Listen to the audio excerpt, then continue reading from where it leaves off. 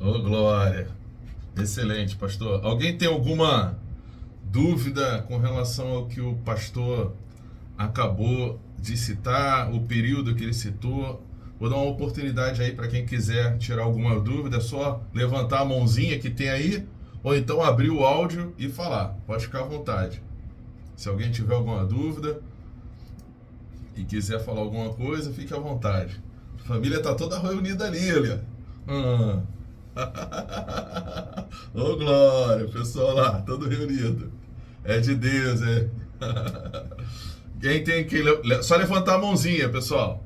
Levanta a mãozinha, dá uma mãozinha aí no pé de vocês, ou abre o microfone e pode falar. Senão, eu vou dar continuidade. Ninguém? Opa, nenhuma. Vitória falou, nenhuma. Então, amém. Vamos começar então nossa apostila. Eu vou apresentar a apostila para vocês. Tá aqui. Essa é a apostila, Eclesiologia. Tá todo mundo vendo aí? Todo mundo vendo? Amém. É de Deus, hein? Só o pastor que precisa se aproximar um pouco mais, né, pastor? Oh, glória! Pessoal, hoje a aula é sobre eclesiologia. Como nós já sabemos, o pastor passou um panorama aí sobre toda a história do judaísmo, né? Ou melhor, na verdade, a história praticamente da humanidade, né? Começa lá em Adão, passa por Abraão, Moisés, Josué, Davi, e chega nos tempos de Jesus. Tem um período aí de interlúdio de 400 anos, como ele acabou de falar. E por fim, a gente começa a história da igreja, que começa com o nascimento de Jesus, né? De Yeshua HaMashiach, o Senhor Jesus Cristo. E durante um bom período ele desenvolve seu ministério ali na religião da Palestina, em Israel. E a igreja começa com Cristo. Ele inicia a igreja, o cristianismo, né? Ou melhor, inicia a igreja por meio do cristianismo, na verdade, no intuito de estabelecer um único povo. Por isso que o pastor deu início abordando sobre o assunto de Israel, porque o interesse de Deus é ter um único povo. O projeto de Deus não é ter 2, 3, 4 povos. De onde que eu tirei isso? Se você puder me acompanhar, está lá em Ezequiel, capítulo de número 37, versículo de número 22. Se você tiver a Bíblia aí com você, você pode abrir, por favor. Acabou de chegar mais uma pessoa. Seja bem-vinda, Rita. Seja bem-vinda. Estamos aqui no meio da aula de eclesiologia. O pastor já passou um panorama sobre a história de Israel, e nós entramos agora exatamente no texto de Ezequiel, capítulo de número 37. Eu estou conseguindo chegar sem óculos, hein? Versículo de número 22. Ezequiel 37, 22 nos diz o seguinte, até o 24. Eu os reunirei em uma só nação, nos montes de Israel. Um único rei os governará, e não serão mais divididos em 2 nações, nem em 2 reinos. Nunca mais se contaminarão com ídolos, nem com imagens detestáveis, nem com qualquer de suas rebelião, pois eu os salvarei de sua apostasia pecaminosa. Sim, eu os purificarei, então eles serão o meu povo e eu serei o seu Deus. Meu servo Davi será seu rei, e eles terão um só pastor, seguirão meus estatutos e terão o cuidado de guardar os meus decretos. Então, nesse texto, ele fala claramente que o interesse, o desejo de Deus é unificar toda a humanidade em um único povo. E esse povo, depois de 30 e um pouquinho depois de Cristo, ele passa a se chamar igreja ou eclésia, né? Então a gente vai para a nossa apostila para a gente não se perder, que o assunto é muito, mas muito, muito, muito vasto, tá? E lá na nossa apostila vem dizendo o que é eclesiologia. né? Do grego, ecclesias e logos. É o ramo da teologia cristã que trata da doutrina da igreja. A origem, as características, as marcas, função, organização, formas de governo, disciplina, confessionalidade, ecumenismo com outras igrejas, mudanças temporais, relacionamentos com o mundo, papel social e etc. A eclesiologia tem como referencial bíblico-teológico a cristologia, a pneumatologia, pois igreja sem em sentido teológico é uma realidade espiritual. Assim sendo, a pesquisa no estudo da eclesiologia sempre fará uso recorrente da história da igreja, em todos os seus momentos, seja nos pais apostólicos, patrística grega, latina, escolástica, reforma e contra-reforma, concílios ecumênicos, até o Concílio II do Vaticano. Enfim, eu não vou dar continuidade direta lendo a apostila, porque é muita coisa, a gente vai se enrolar. Mas vamos começar no cristianismo primitivo, tá? O cristianismo primitivo, que nada mais é do que a igreja dos nossos dias, né? A igreja logo depois da ascensão dos apóstolos, nosso Senhor Jesus ascende, melhor dizendo, e nessa que ele ascende aos céus, ele deixa uma missão para a igreja. Todos se reunirem no mesmo lugar e que todos levassem o evangelho a toda a humanidade, ou seja, a toda criatura. Essa palavra criatura aí pode abranger inclusive animais, etc., tá? Mas não é o caso agora. A igreja, o papel da igreja é levar o evangelho, é ir para a rua, é pregar. E esse termo ele foi aproveitado de uma palavra chamada eclésia, que nada mais é o seu significado chamados para fora, né? Então o desejo de que nós, como igreja do Senhor, fôssemos enviados, fôssemos chamados. Porém, a formação dessa palavra vem de um sentido totalmente político, irmãos. Antes, naquela época, lá no período em que Paulo, Pedro, etc., pregavam o evangelho, existiam concílios políticos que eram feitos em praças públicas, onde a pessoa passava a sua opinião, gritava aos quatro ventos, e ali eles colocavam a sua visão com relação a determinados assuntos, inclusive sociais, assuntos sociais. Alguém levantou a mão ou alguém entrou? Rapidinho. Então, determinados assuntos sociais entrou. Permitir. Então, naquele período, algumas pessoas iam a praças públicas e ali colocavam suas ideias. E as primeiras grandes pregações do Evangelho foram exatamente assim. Pedro, quando vai, né, recebe o Espírito Santo, prega a palavra em Atos, são lá convertidos 5.000 pessoas, etc. E muitos movimentos acontecem em todo o livro de Atos. Opa, me mexeu aí. Em todo o livro de Atos,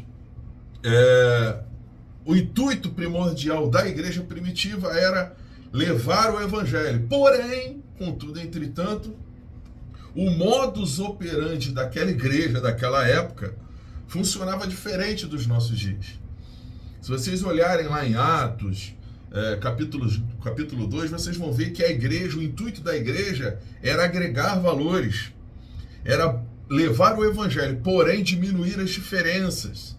A igreja não tinha o foco institucional, tá? Eu não estou dizendo que Cristo não instituiu a igreja, tá? Não é isso. Mas o que eu quero dizer é que Cristo não instituiu a igreja do jeito que ela é hoje.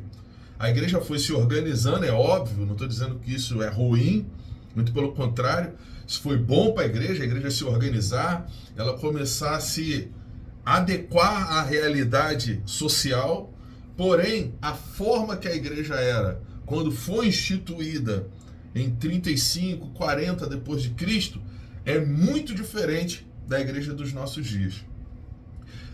Se nós formos lá em Atos, capítulo de número 2, eu vou tentar entrar aqui para mostrar para vocês. Atos, capítulo 2, quando eles falam sobre quando Pedro começa a pregar, ele leva o evangelho para toda... Vamos lá, capítulo 2, versículo 42, diz o seguinte: todos se dedicavam de oração ao ensino dos apóstolos. Aí ele vem dizendo, a comunhão, ao partir do pão e a oração. Então, eram 3 práticas comuns daquela época, né?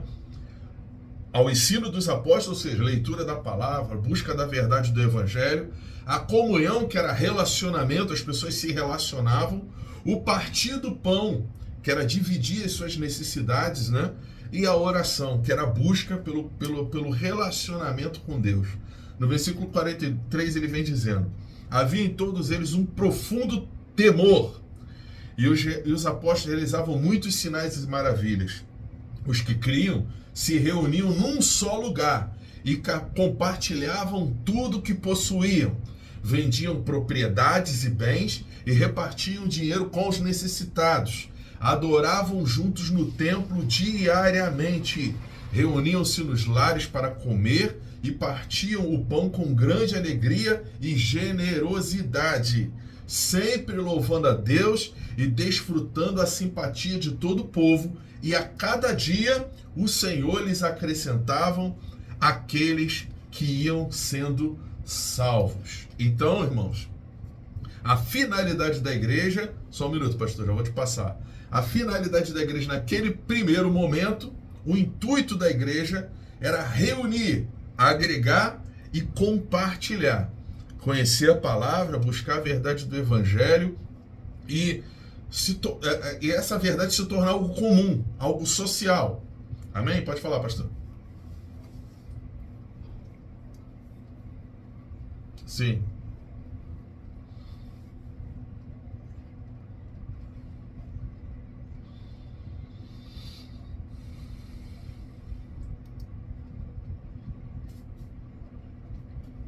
Exatamente.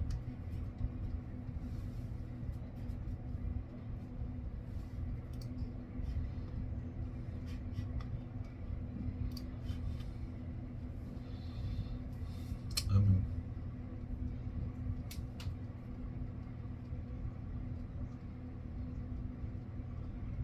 Amém.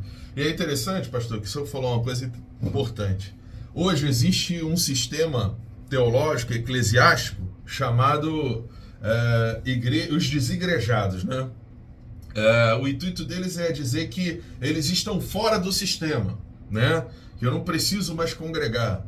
Só que esses pequenos versículos que foram lidos já provam exatamente o contrário. A necessidade da comunhão. E a comunhão, ela se dá como uma necessidade básica do crente. Ele precisa dividir. Para dividir, você tem que ter contato com o outro. Você precisa saber das necessidades do outro. E o que é interessante é que no início da história da igreja existia uma fome muito grande por conhecimento, né? E cabe dizer que a igreja, o conhecimento não era tão fácil quanto para nós nos nossos dias. Naquela época, era muito complicado você ter acesso aos escritos bíblicos, ao Taná, ao Velho Testamento, né? Alguns textos apócrifos que eram bem comuns, né? Era muito complicado, e tudo que eles aprendiam, eles precisavam aprender de ouvir. Então a pessoa dava testemunho, o outro dava testemunho, então eles precisavam ter esse relacionamento, essa proximidade. Hoje, a gente tem a vantagem, né, de ter as mídias sociais, a gente consegue fazer um trabalho desse, mas se a gente não se falar, fica difícil você aprender alguma coisa, porque um estimula o outro a conhecer cada vez mais, um estimula o outro a buscar cada vez mais a verdade. E o que tem se pregado nos nossos dias é exatamente o contrário, de que a igreja não precisa mais se reunir, a igreja não precisa mais estar próximo, né? Cristo já fez tudo e etc. Porém, não é isso que a história nos ensina e não é isso que a igreja primitiva, que é a base da igreja, tá, irmãos? Se você é cristão, você quer ter uma vida de prática cristã, o básico da vida cristã é o que está sendo lido aqui, ó. Olha, todos se dedicavam de coração ao ensino dos apóstolos, ou seja, se dedicava de coração à palavra, à comunhão, ao partir de pão e à oração. Então esse é o beabá. No ano 43 ele diz, havia em todos eles um profundo temor. Por que existiu o temor? Porque eles viam muitos sinais e maravilhas, sim, mas porque eles começaram a desfrutar da verdade do Evangelho. Então eles viram que aquilo estava muito além deles, né? E a palavra no versículo 44 diz, os que criam se reuniam num só lugar e compartilhavam tudo o que possuíam. Então, a realidade do nosso tempo é exatamente o que? A busca incessante de dividir. Eu quero dividir a comunhão, eu quero dividir os meus bens, eu quero dividir o amor, eu quero dividir o meu temor, eu quero dividir. Então, compartilhar aquilo que eu recebi de Cristo, eu quero que isso continue, que isso se estenda. Mas uma das primeiras ações do inimigo foi dividir literalmente, ele entrar na igreja e começar a dividir a igreja. E eu preciso que vocês guardem esse começo, e isso é muito importante vocês guardarem, porque a gente vai chegar, inclusive, na Igreja Apostólica Cristã, tá? Que foi fundada lá em 1958, não é isso, pastor? 1958, com o pastor Adonias. Eu vou ligar a Igreja Primitiva à Igreja Apostólica Cristã. E vocês vão conseguir ver que a história passaram-se milhares de anos, irmãos, mas que todos saíram do mesmo lugar. O único problema é que o homem distorceu a verdade do Evangelho, se distanciou da sua forma original e, infelizmente, a gente precisa reformar, a gente precisa voltar à primeira forma. Isso é muito difícil, foi o que o pastor falou, porque hoje ninguém quer congregar, as pessoas acham que já sabem de tudo, porque perderam o temor, né? Então, quando a gente tem o temor, a gente deseja estar junto, a gente deseja dividir a verdade, a gente deseja buscar conhecer cada vez mais, buscar as maravilhas do Senhor e por aí vai. Amém? Então, vou voltar a compartilhar aqui a tela da apostila. Vamos lá. Ai, pai. Opa, eu saí sem querer, mas eu vou achar aqui. Achei. Tela da apostila.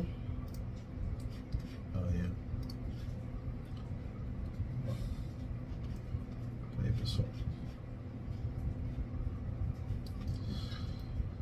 Muita coisa aberta. Deixa eu fechar alguma coisa aqui. Então, assim, para nós voltarmos, eu vou... Voltarmos ao assunto.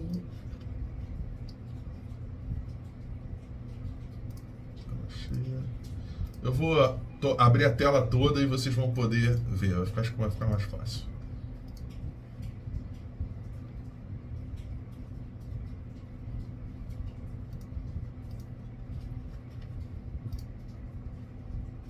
Pronto, achei. Aí aqui vocês estão conseguindo ver? Aqui vem dizendo cristianismo primitivo, né?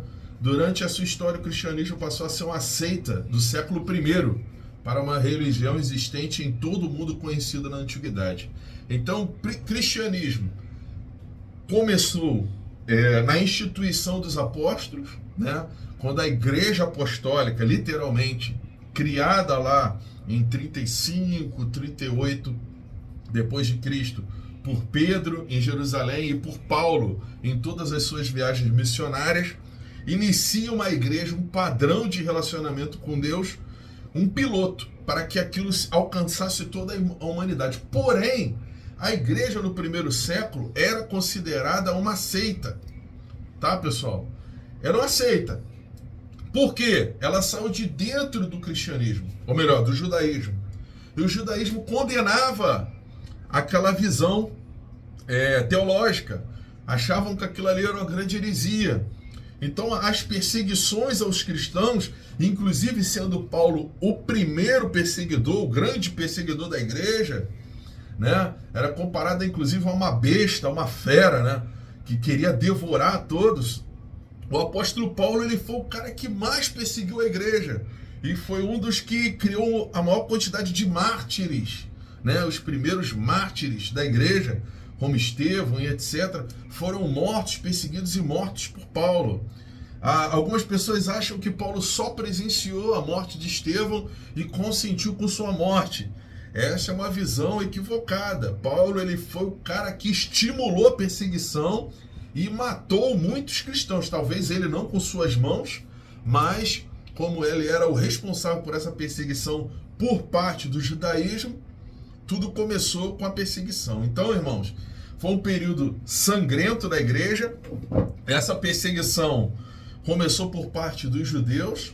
Logo depois, ela passou para o principal império da época, que foi Roma. Roma perseguiu os cristãos de uma forma absurda, incomparável, comparável talvez até somente ao período em que Hitler governou grande parte da Europa. Ele caçou também muitos cristãos e também judeus, tá? Coisa que as pessoas acham que não, porque Hitler era católico, né, etc. Mas ele perseguiu muita gente, não só negros e homossexuais, etc. Mas ele perseguiu cristãos, matou muito cristão, muito judeu. E a partir daquele momento, quando Deus institui a igreja na face da terra, o intuito de Deus era unir dois povos em um só, ou seja, os gentios convertidos com os judeus convertidos, né? Existiam aqueles que não queriam se converter, né? Eles viveriam de acordo com a lei, e Pedro foi enviado para eles, para que pudesse pregar para os judeus, para os da circuncisão, como diz a palavra. Eu não posso me prender muito à parte doutrinária, porque senão a gente não consegue terminar um assunto muito vasto, tá? Mas a igreja, como existiu no período que eles chamam de patrística, né? Os primeiros patriarcas da igreja, os primeiros criadores da igreja, os apóstolos, eu prefiro ver como igreja apostólica, né?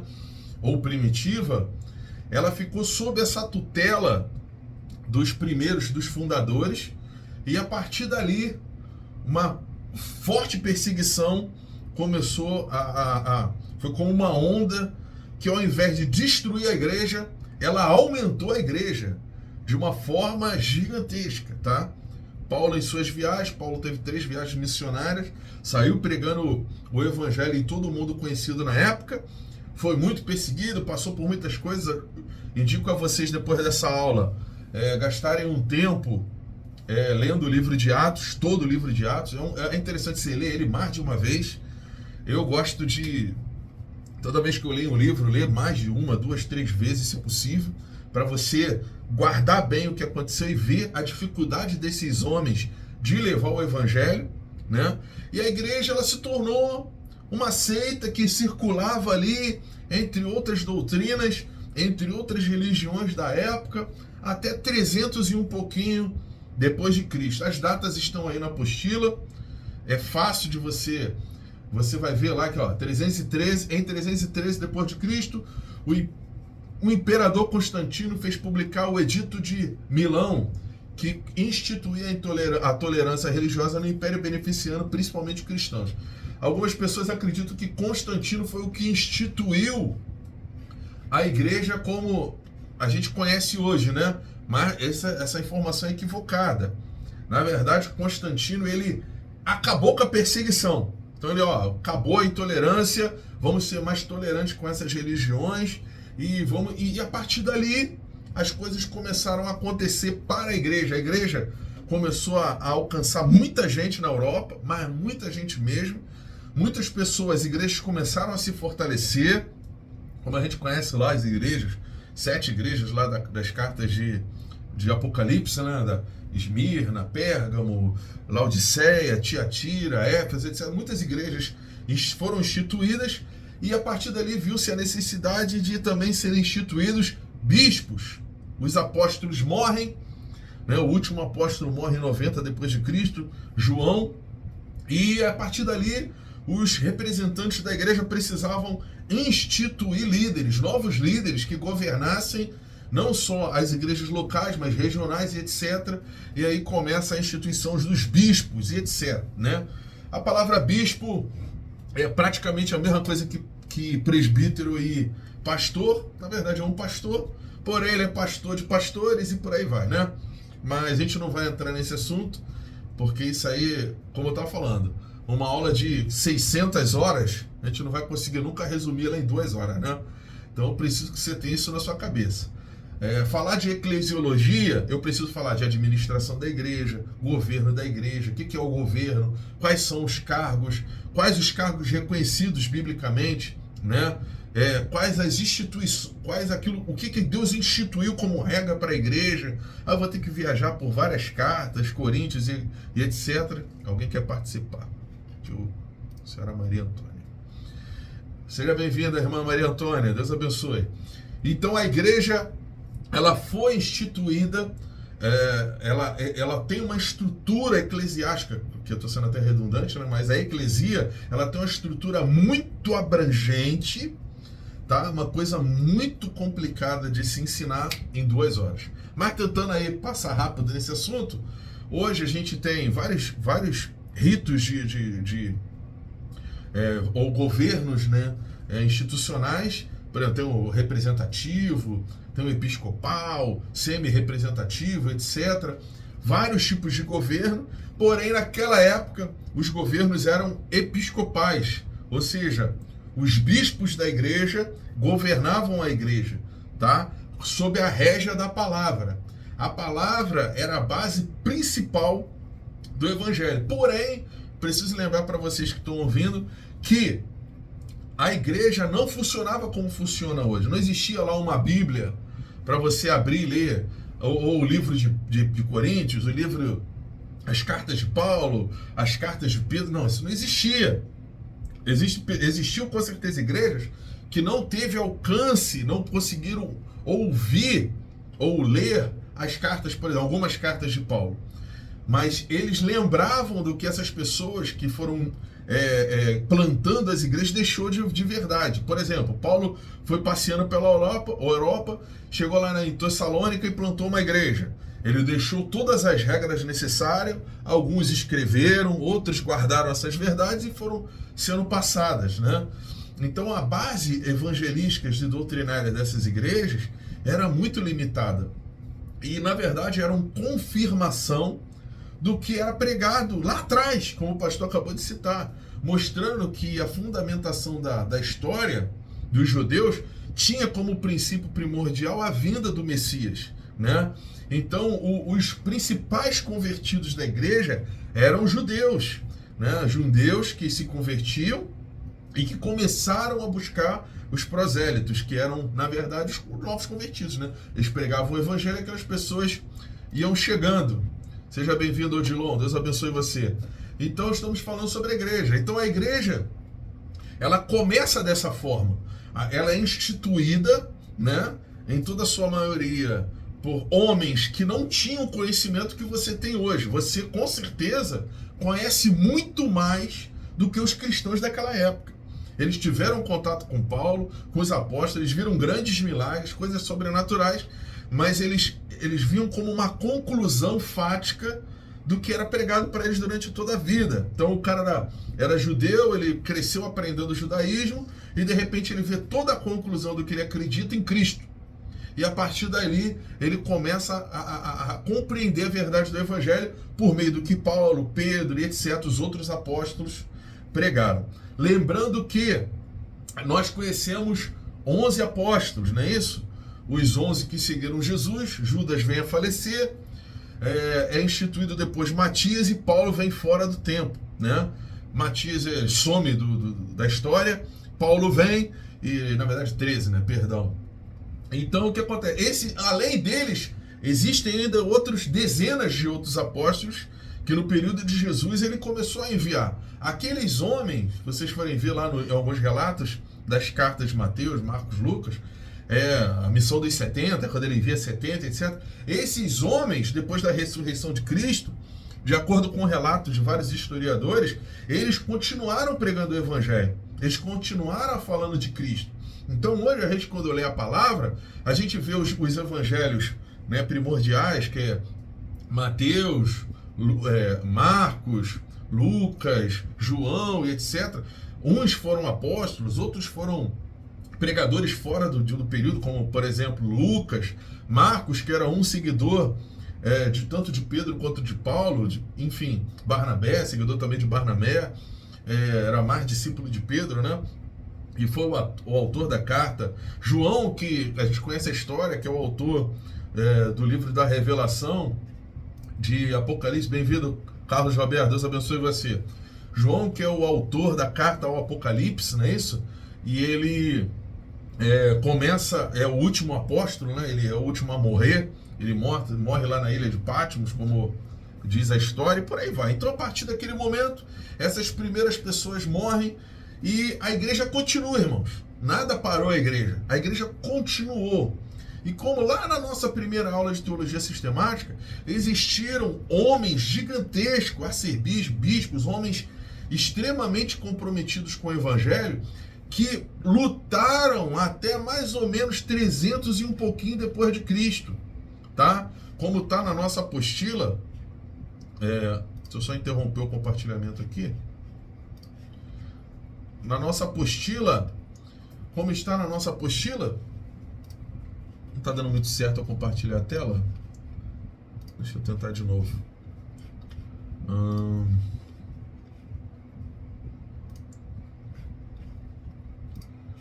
Compartilhar a janela, pronto. Consegui. Então, como está aqui, ó, cristianismo primitivo. Opa, alguém entrou. Permitir, foi. Seja bem-vindo, João. Então vamos lá, o cristianismo primitivo, até 313 ali, Constantino edita lá, publica o Edito de Milão, em que instituía a tolerância religiosa no Império, e aí a igreja começa a se reorganizar e se transforma, a partir desse momento, numa grande instituição, tá?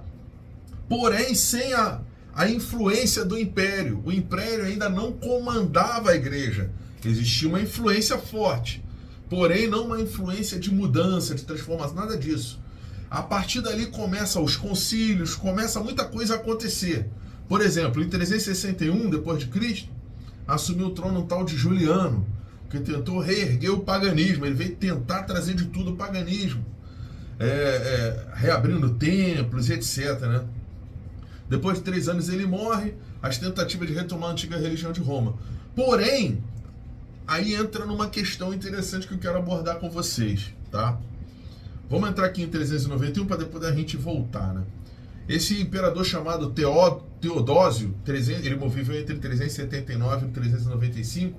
No ano 391, ele institui o cristianismo como a religião primordial do império, ou seja, ele imperializa o cristianismo, se é que essa palavra existe, né? Então, a partir desse momento, o cristianismo ele se torna uma religião, a religião do império, certo? Em 391. Aí começam os problemas, irmãos. Por quê? Como a gente leu há pouco, eles tentaram trazer novamente o paganismo, né? Algumas religiões que existiam na época, algumas religiões gregas, algumas religiões romanas, o próprio mitraísmo, etc. Outras religiões, eles tentaram trazer de volta. Como eles não conseguiram, institucionalizaram o cristianismo como uma religião imperial, o que eles fizeram? Eles passaram a influenciar a religião dominante, que era o cristianismo, certo? E começaram a inserir bases da cultura deles dentro da religião cristã. Então, muita coisa que hoje é comum na igreja cristã, festas, dias santos, datas diversas, vem como base do judaísmo, do romanismo, a base da religião romana, né? Como o mitraísmo, esqueci a religião grega, helenismo, muitas religiões gregas, romanas, né? A adoração do Sol Invictus, entre outros, né? Entre outras religiões, foram entrando dentro do cristianismo. E é exatamente o que Paulo disse que aconteceria, né? Que logo depois de sua partida, ou seja, depois de sua morte, adentrariam dentro da igreja lobos vorazes, que, se possível, arrebatariam para si o rebanho, ou seja, acabaria com a igreja da forma que ela era, certo? Então, assim, a igreja apostólica, né, que foi instituída por Paulo e pelos seus irmãos, né, o Pedro, João e etc., essa igreja, ela começa o seu declínio exatamente nessa data, tá, irmãos? Então, assim, nesse período começa o declínio da igreja. Aí eu quero perguntar a vocês têm alguma pergunta até aí? Alguém quer falar alguma coisa? Quer tirar alguma dúvida? Tirar uns 10 minutinhos para a gente poder conversar. Até 391, a igreja, ela foi uma igreja sem a influência romana, e em 391, a influência romana se tornou implacável, ela entrou com tudo na igreja. Até aí vocês entenderam? Querem tirar alguma dúvida? Fala aí. Pode abrir o microfone ou levantar a mãozinha e já falar direto. Oh. Rapaz, vamos lá. Fala aí, Ado.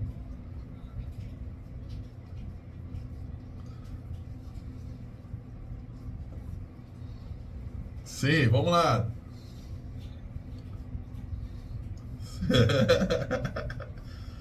Pode falar, estamos te ouvindo. Tô te ouvindo. Claro.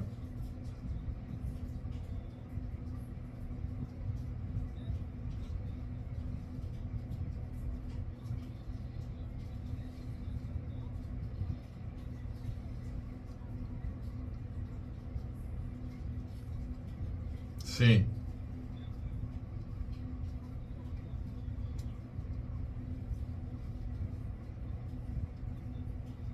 Sim.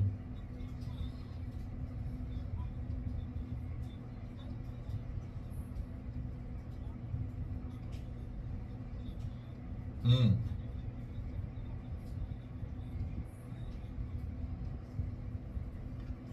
Pode ir, vai.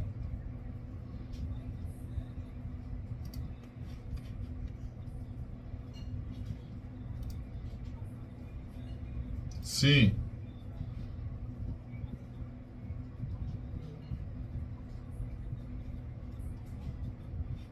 Hum.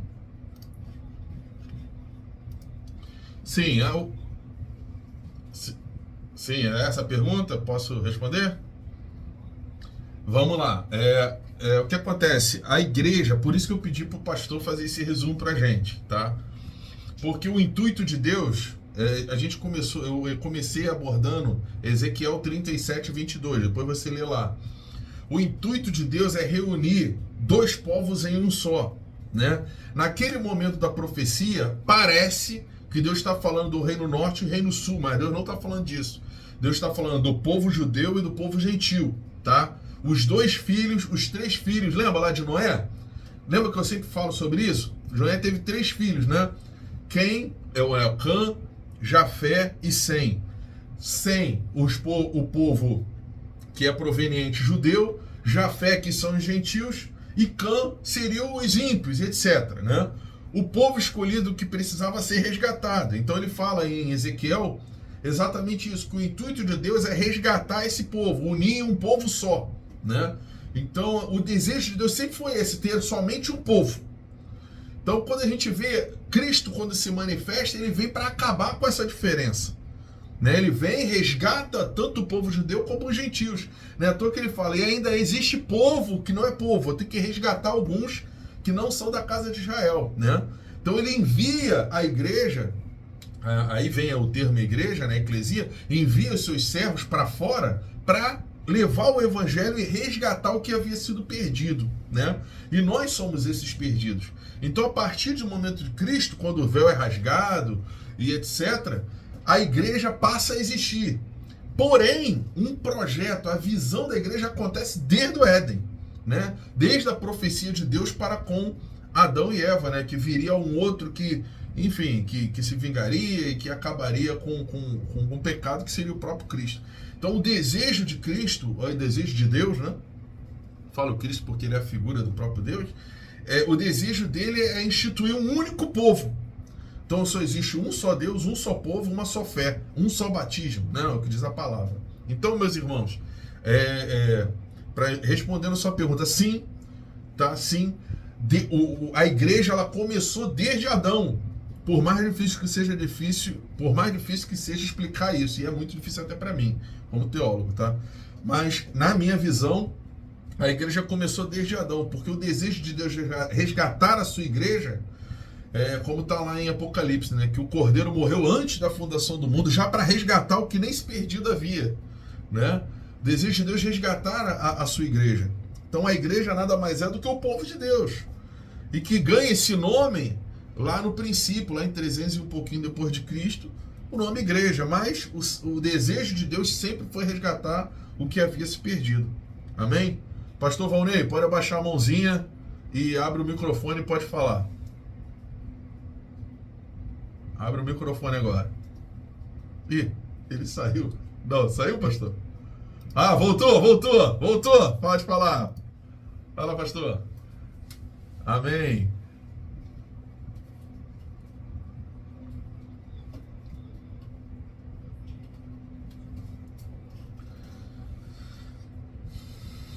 Sim. Sim.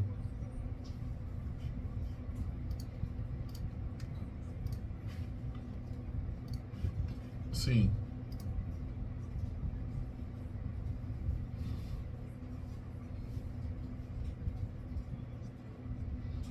Sim.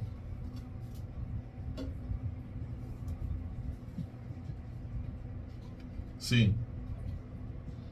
Sim.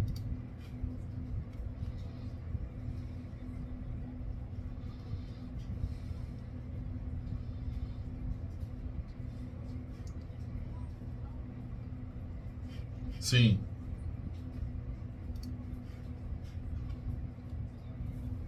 Sim.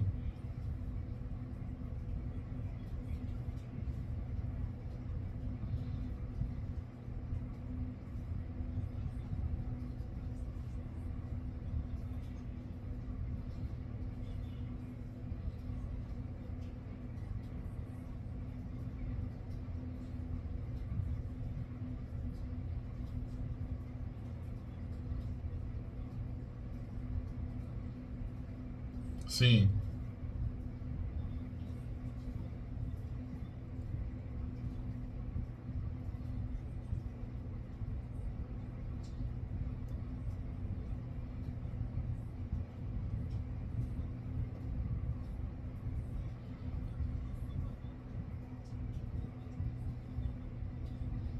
Sim.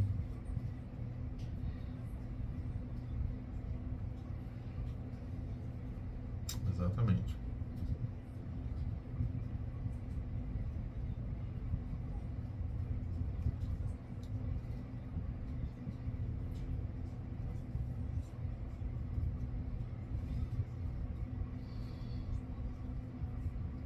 É verdade.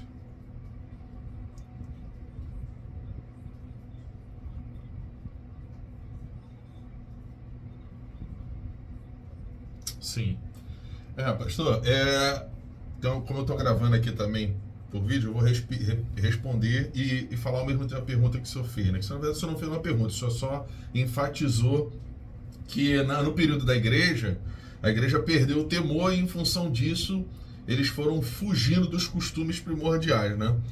Eu acredito o seguinte, o apóstolo Paulo, como foi falado aqui, ele deixou claro de que entraria lobos vorazes na igreja. Então essa apostasia ou esse distanciamento do padrão inicial, ele começou inclusive no período dos apóstolos, né? Quando Paulo manda a carta aos Coríntios, né? Tanto em 2 e 1 Coríntios, ele fala sobre o que já estava acontecendo em Gálatas, em Colossos, em que estava se implantando uma nova doutrina, né? Porque naquela época os judeus eles eram muito influenciados pelo helenismo, né? Que hoje a gente pode comparar como relativismo, como a confissão positiva. Não existe nada novo, né? Ou a teologia coach. Na verdade, a influência do sistema humano que permitia que as pessoas vivessem uma vida torta naquela época, né? Então o cara vem com uma verdade nova, diferente da prática que eles tinham naquele primeiro momento. Ele recebe a verdade do Evangelho, se sente impactado, né, pelo mover sobrenatural de Deus, vê milagres, mas os apóstolos não ficavam muito tempo naquelas igrejas, né?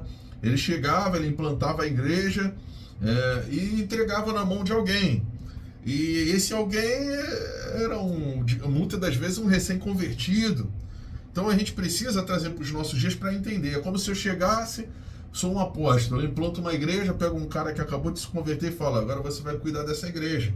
Ele naquele primeiro momento vai manter, mas a política que existe em volta do sistema vai influenciando e vai criando uma nova realidade, né? Então foi isso que aconteceu.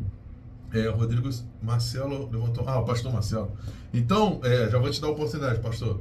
Então, o que aconteceu naquele período é o que acontece hoje, né? Você vem, prega o evangelho, institui, mostra qual é a verdade e começa as falácias, começa os etc. dando a igreja, as desconfianças, e a partir dali o negócio começou a se distanciar da verdade primordial. Amém, pastor? Vou passar para o pastor Marcelo. Pode abrir o microfone, pastor.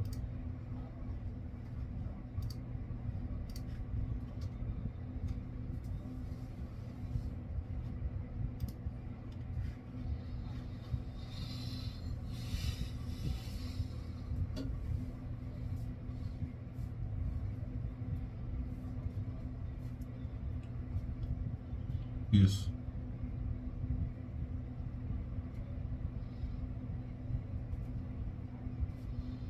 Sim.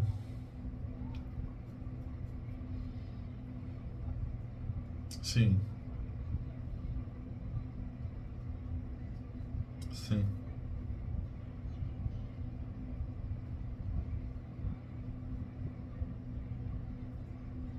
Isso.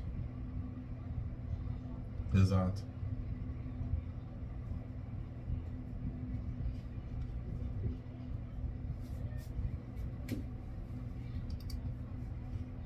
Exatamente.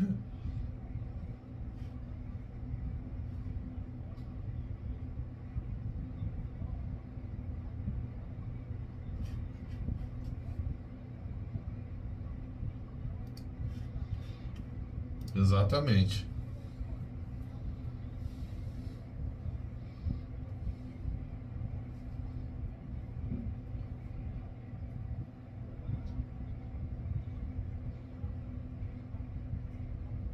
Isso aí.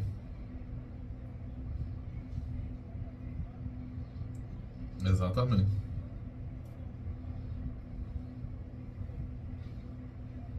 Isso.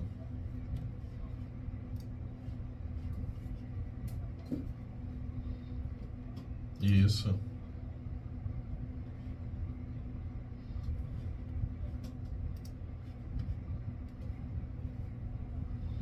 Isso. Exatamente. Isso.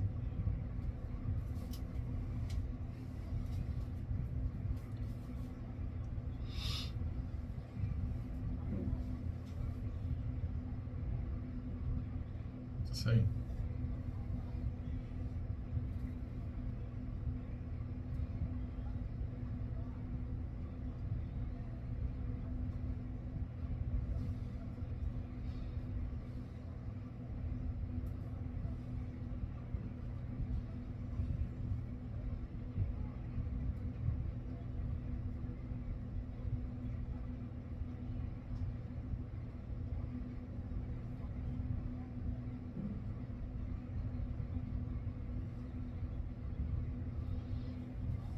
Muito, muito.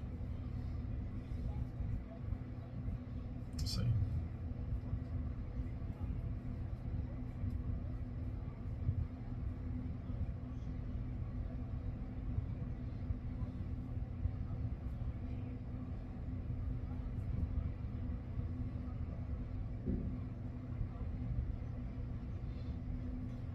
Isso.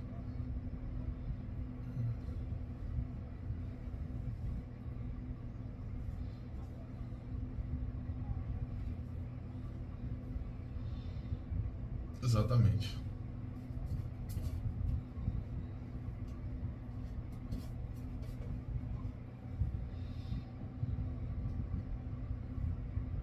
Sim.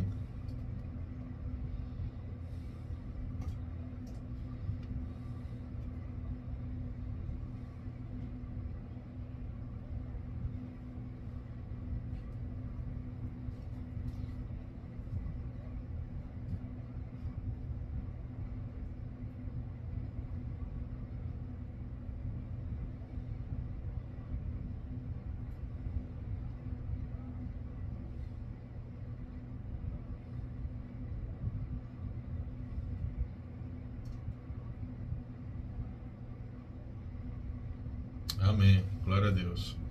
Então, pessoal, eu vou voltar aqui para a apostila. A gente entra agora exatamente na igreja pós-apostólica, né? Que foi o que foi falado. O pastor até deu um spoiler aí. Quando chega a 391, o Teodósio ele implanta lá a igreja como institucional. Aí a gente vai encontrar muita coisa acontecendo, muita heresia, muita... Por quê? Eles tinham uma visão da verdade, lembra que a gente falou sobre doutrina, etc. E eles começaram a misturar a religião do império, que antes era o paganismo, o helenismo, o mitraísmo, muitos ismos, né? E começaram a misturar com a igreja pós-apostólica, né? Que deixou de ser aquela igreja primitiva, né? Então, rolou muito dinheiro, rolaram muitos cargos, rolaram muitas posições de poder, e a igreja foi perdendo a sua forma original, né? Isso aconteceu a partir desse período de 390 e um pouquinho até 1500 e um pouquinho também, tá? Não vou dar datas exatas porque já tem na apostila, vocês vão ter a oportunidade de estudar, que é muita informação, tá?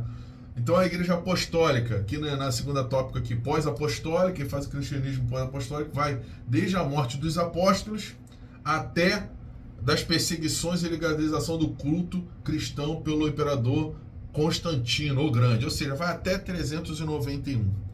Aí existe a instituição do cânon bíblico, né?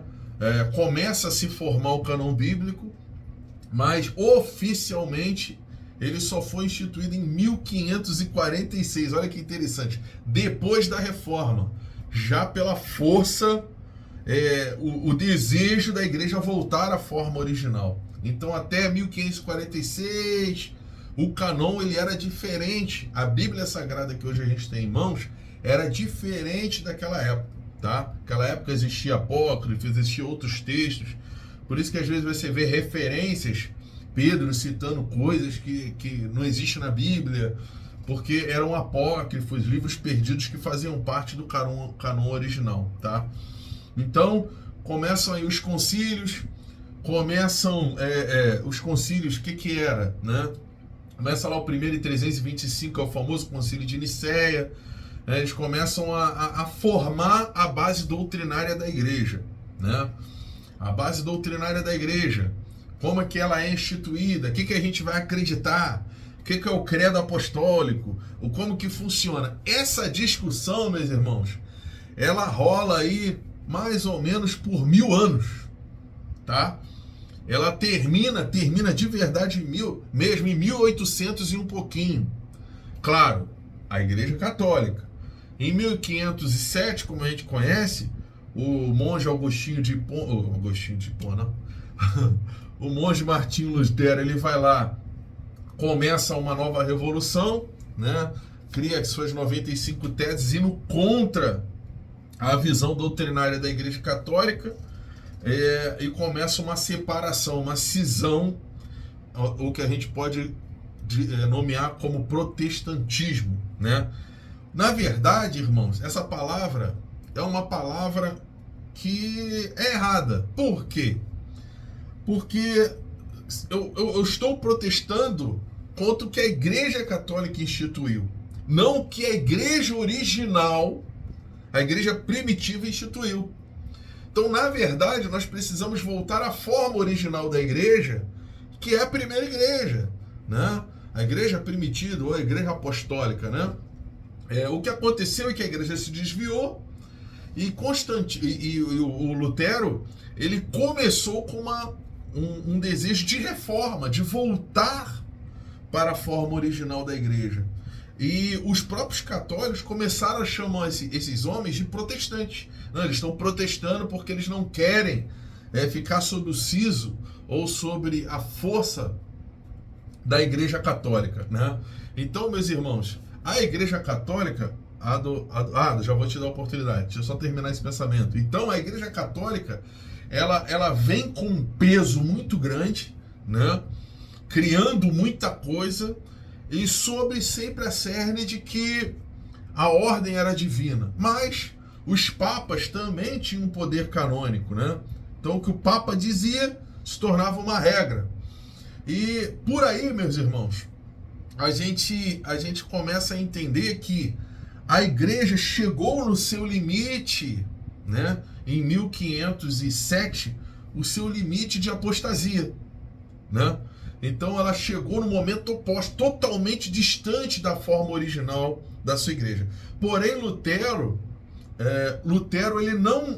ele não vem para voltar com a forma original. Não, vamos trazer tudo, vai ser daquele jeito. Não, Lutero, ele cria teses, né? Ele começa a protestar, não, dizendo que está errado, porém ele continua aceitando muita coisa, né? Que inclusive hoje a igreja luterana, se vocês forem ver a base doutrinária da igreja luterana, tem algumas coisas que você, peraí, isso aí nem vem por aí, né?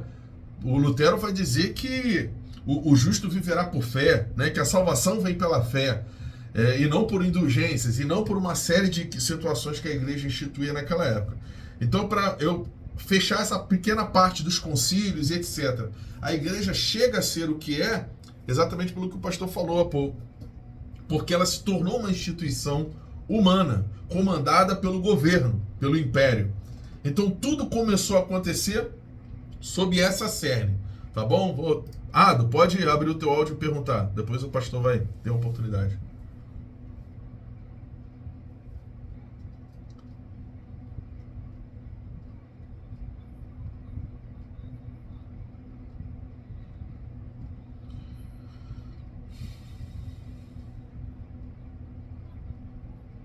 Isso. Isso é um apelido que deram pra gente, entendeu? Porque a gente protestava. Só que nem isso a gente faz mais, né, pastor? Sim, a gente volta pra forma original. Somos reformadores. Pode falar. Pode falar. A Luana, vai, Luana. Rapaz.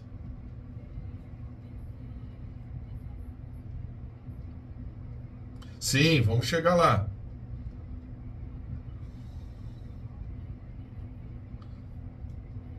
Sim, vamos chegar lá. A gente ainda está lá na Concílios Ecumênicos. Vai lá, pastor.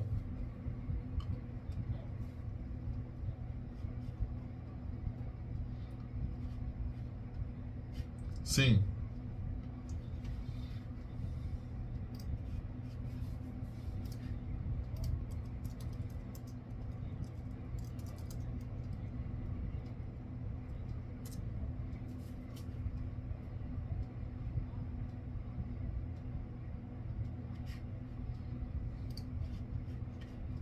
Sim.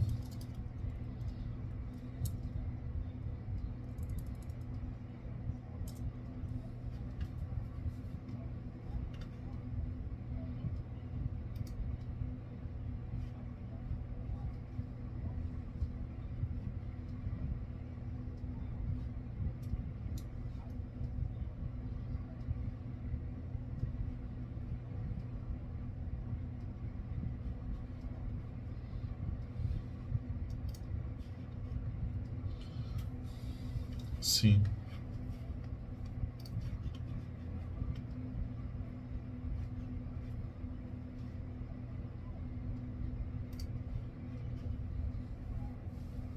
Amém. Amém. A nossa diaconisa falou sobre contra-reforma, né? Agora eu não me lembro exatamente a data, mas eu acredito que foi em 1540 e um pouquinho, né? Quando Martinho Lutero ele começa a reforma protestante.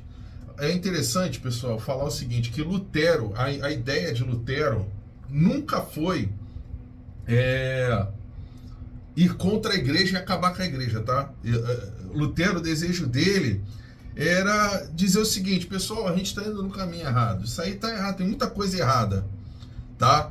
Por exemplo, a adoração de imagens, Lutero nunca foi contra isso, Lutero nunca foi contra algumas práticas que são abomináveis para a gente hoje, nós que somos protestantes.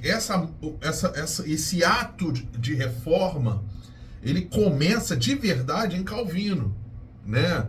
Em outros personagens, como Knox, outros reformadores, pessoas que, irmão, meteram a cabeça e foram com tudo. Inclusive, existiram guerras que se iniciaram a partir da ideia desses homens. Então a gente vai citar alguns deles aqui, mas assim, para a gente entender, a contra-reforma foi o quê? A Igreja Católica se levantou e falou, peraí, olha só, a gente concorda em parte, mas vamos tentar entrar numa discussão. Mas continuaram baseando, por exemplo, a canonicidade da palavra papal, a autoridade do Papa. Então, assim, são assuntos que a gente for entrar, são assuntos que a gente vai perder muito tempo para falar, né? Mas até a década de 80, existia contra-reformas, tá? Existiam tentativas de papas de voltar à forma original da igreja. O último papa que mais tentou isso foi o João Paulo II, né? Ou Karol Wojtyła, que eles chamam, né? Papa João Paulo II. Esse Heitzen, que pediu para sair, porque estavam querendo matar ele tentando ir contra algumas coisas que o sistema estava impondo a ele. Por exemplo, do padre poder casar, da homossexualidade, a pedofilia, entre outras coisas, e ele foi contra e pediu para sair, tá?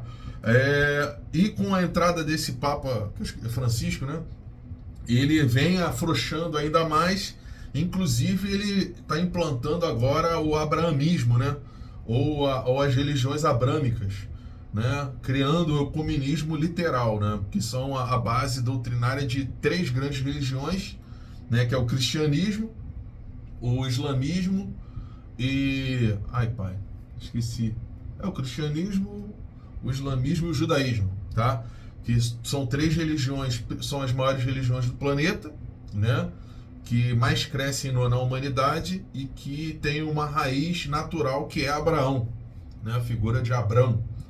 Então, esse Papa aí, ele quer trazer o ecumenismo, substituindo as religiões do mundo, que na verdade é uma ideia do anticristo desde o início da história, né?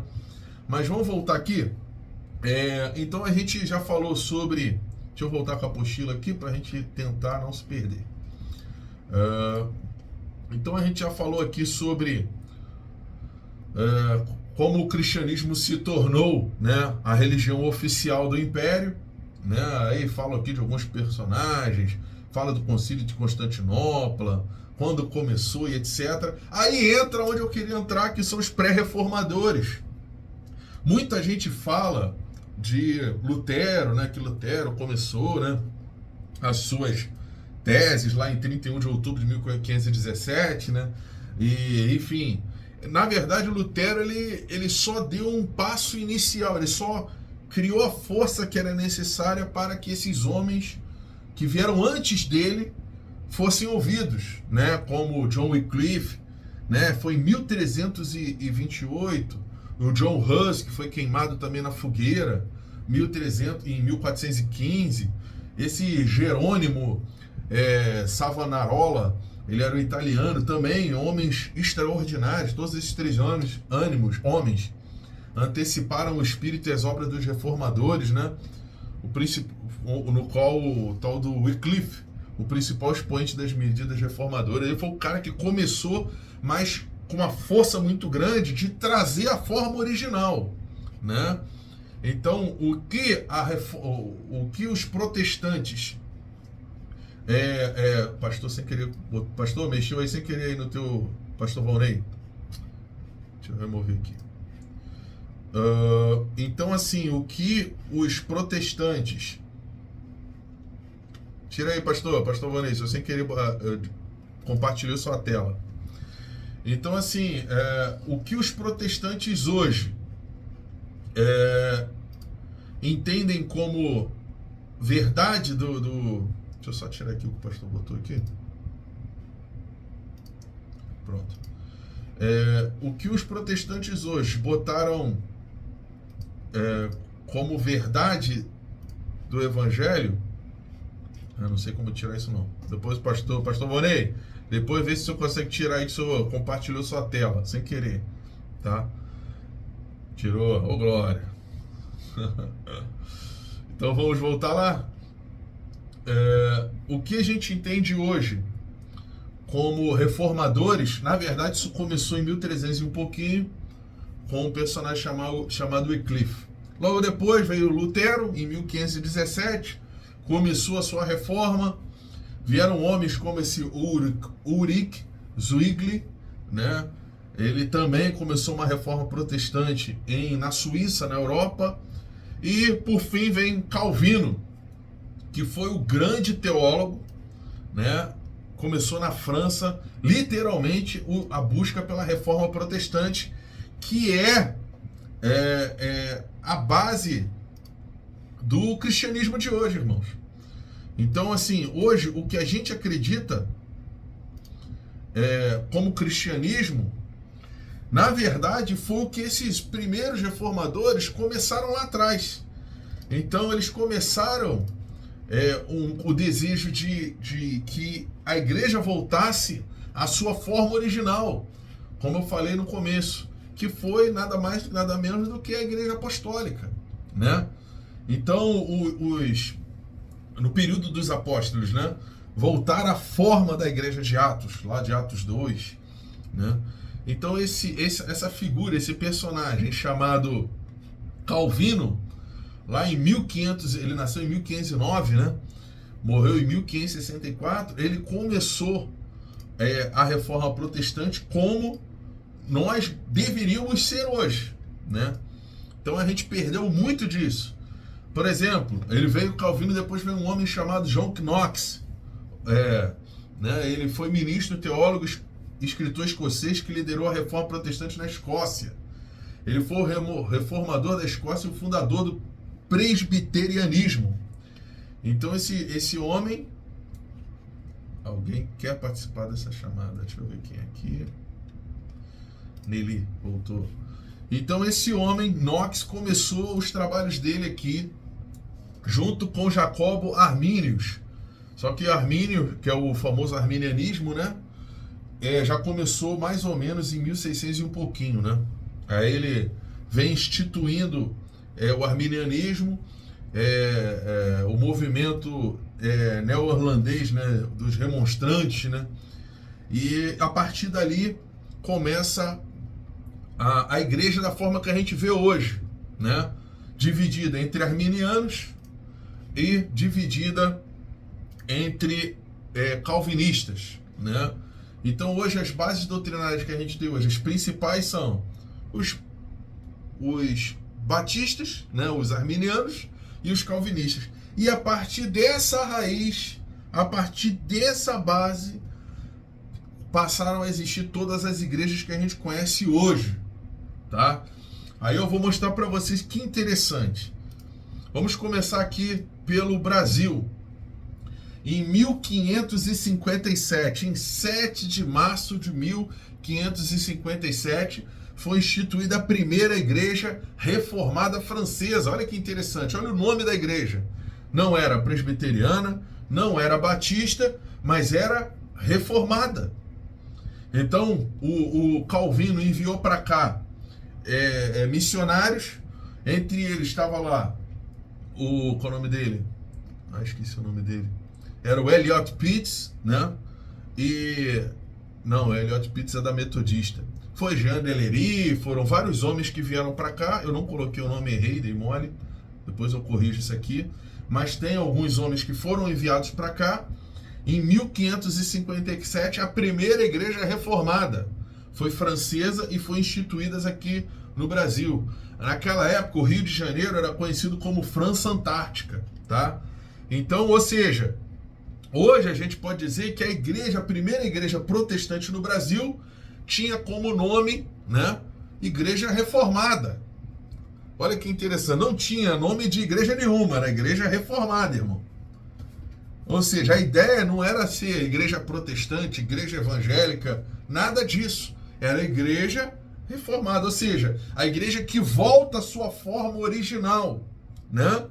Tudo bem, com a cerne, com a visão teológica de Calvino, né? Que alguns não concordam, né? Porém, além dele, outros homens também vieram. Por exemplo, a igreja metodista. Já aí, depois deles, 1835, quase 200, 300 anos depois, que veio uma igreja diferente, que já tinha uma visão mais arminiana. Em 1882, a Igreja Batista do Brasil foi instituída aqui no Brasil, já com a sua convenção montada, a Igreja Batista, né, a Convenção Batista, 1907, mais ou menos. Em 19 de novembro, rapaz, eu não botei a data aqui, mas eu vou ver aqui para os irmãos, mas eu acredito que foi em 1900 e um pouquinho, foi a primeira Igreja Assembleia de Deus, aqui no Brasil, 1901, lembrei, aqui no Brasil, né? Foram acolhidos pela Igreja Batista local e eles... tá aqui, ó, 1911, né? Eles vieram em 1901 e em 1911 eles instituíram a primeira Igreja Assembleia de Deus. Veio da Igreja Batista, missionários batistas que vieram para o Brasil e, como a gente tinha falado lá no começo, pessoas que começaram a ir contra a sua visão dogmática, né? A sua visão teológica. Eu tô lá, eu sou batista, chego aqui, não acho que isso seja certo, eu vou instituir uma nova igreja. Então ele vai lá e cria a Assembleia de Deus, em 1911.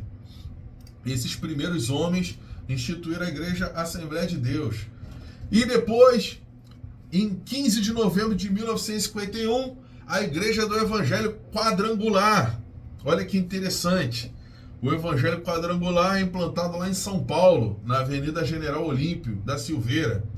E em 16 de março de 1958, olha quem vem, a Igreja Apostólica Cristã, seu fundador, pastor Adonias Roque de Souza, fundador da cidade do Rio, foi fundada no Rio de Janeiro, sob a dissidência do Evangelho Quadrangular. Olha que interessante, pessoal. Então, assim, para a gente voltar e abrir a discussão, vocês percebem que a gente começa lá na igreja primitiva e a gente termina na Igreja Apostólica Cristã, de onde ela veio e suas ramificações. Antes de eu abrir para a discussão, eu quero mostrar para vocês uma segunda coisa que eu mandei para vocês, que está aqui, ó. Deixa eu abrir. Que é isso aqui, olha que interessante. Aqui, vocês estão conseguindo ver? Acredito que sim, né? Vocês vão ver lá embaixo a base da raiz da árvore. 3 bases teológicas: platonismo, judaísmo e o helenismo. Aí começa a se desenvolver, né? Vai lá o gnosticismo, no século I até o II, milenarismo, montanismo. Século III, o monarquianismo, o arianismo no século IV. Aí vem a oficialização do cristianismo em 395. Dali até 1054 vem a grande cisma do Oriente. Aí vem a Igreja Ortodoxa começa a partir, armênio, copta, grega, russa, e enfim, chega em 1517, né? Reforma iniciada por Martinho Lutero. Por isso que é importante a palavra reforma, né? Aí vem a Igreja Luterana, pode ver que ela foge do tronco do protestantismo, os anabatistas, os amistos, os menonitas, a presbiteriana, a batista, os calvinistas. Aí do outro lado do galinho, vai lá a anglicana.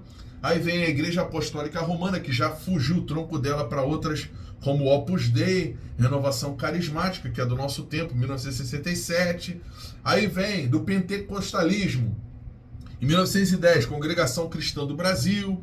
Aí vem os Santos dos Últimos Dias, 1830, que é do restauracionismo, o adventismo, 1863, a ciência cristã, os testemunhas de Jeová em 1870, o espiritismo em 1857, aí vem as Assembleias de Deus em 1911, Brasil para Cristo, 1955, Deus é Amor, 1962, Casa de Oração, 1964, o Renascer em Cristo, 1986, a Universal em 1977, Internacional da Graça de Deus, 1980, que já é os neopentecostais, né?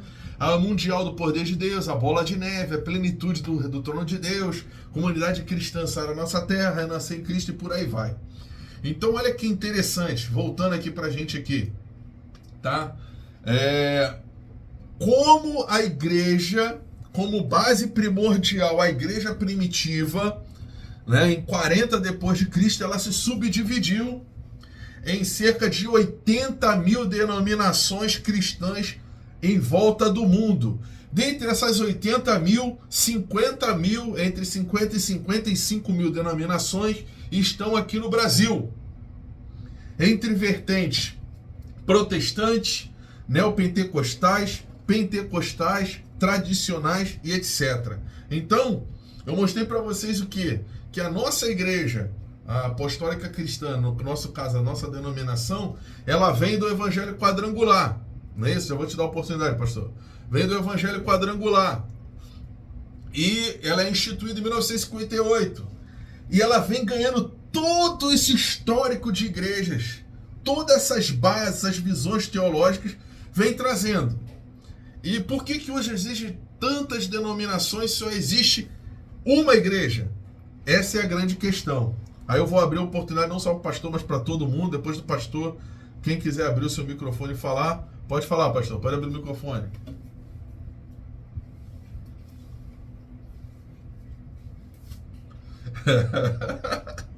Vamos lá. É maneiro isso, né? Era. Era a igreja. Era. Isso. Isso. Sim.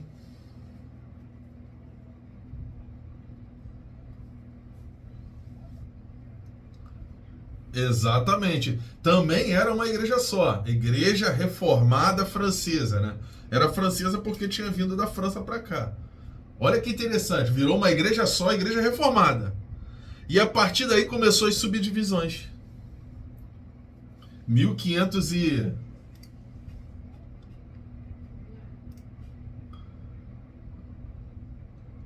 Sim. Isso. Sim.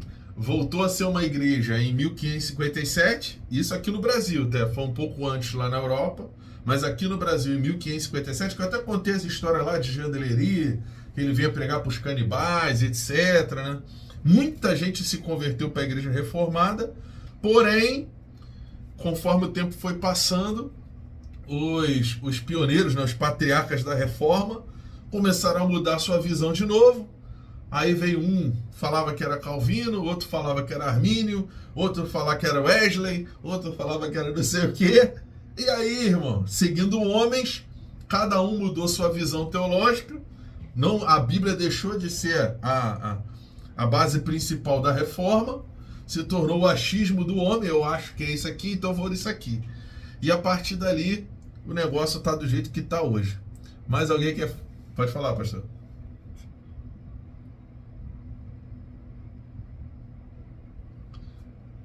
Não, 50 mil só no Brasil. É, muita igreja que não é regularizada, que não entra no censo, não entra em nada. Mais alguém que falou alguma coisa? É a hora. Vai, Ado. Não precisa nem levantar a mão, só abre o microfone e pode falar. Ah.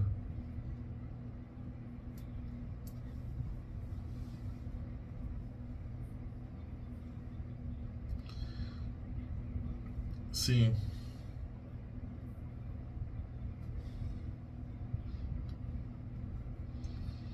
Sim.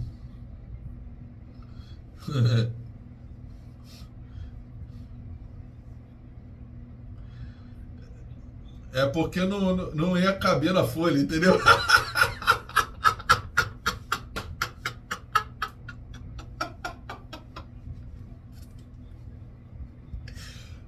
Isso, independente. Por exemplo, a Igreja Presbiteriana do Brasil, ela foi implantada aqui mais ou menos nesse período também, 1900 e um pouco, não lembro, pessoal, é muita coisa. Mas ela, logo depois, ela se tornou independente, criou uma Igreja Presbiteriana independente. Por quê? Os fundadores da igreja, em sua maioria, eram maçons, tá? Faziam parte da maçonaria. E essa galera não queria. Não, peraí, tu é maçom? Tu não podia ser pastor. Então eu vou sair. Aí ele sai. Aí ele cria a Igreja Presbiteriana Independente. Começou aqui no Brasil, inclusive no bairro de Oswaldo Cruz. Uma delas era lá em Oswaldo Cruz. A minha era a segunda igreja. Foi onde eu me converti, tá? Igreja Presbiteriana Independente. Só para vocês terem uma ideia. Aí a Batista, a mesma coisa, renovada. Por quê? O Batista tinha uma visão mais arminiana, né, da coisa.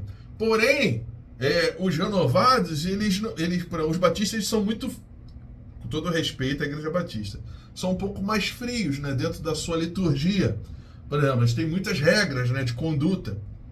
E veio uma galera nova que achando, por exemplo, eu já concordo com os dons do Espírito, eu acho que tem que ter dom de línguas, eu acho que tem que ter mover, eu acho que tem que ter sobrenatural, aí vamos criar uma nova base doutrinária. Agora é a Igreja Batista renovada. E por aí vai, tá? Aí o pastor Marcelo chega ali na frente e não concordo mais com esses caras, não. Entendeu? Agora vai ser Igreja Apostólica Cristã do Marcelo. Aí pronto. Já é outra linha doutrinária. Aí assim vai, irmão. É. Pode abrir o microfone e falar aí, Gerlane. Rapaz. Uma dúvida. Sim. Sim.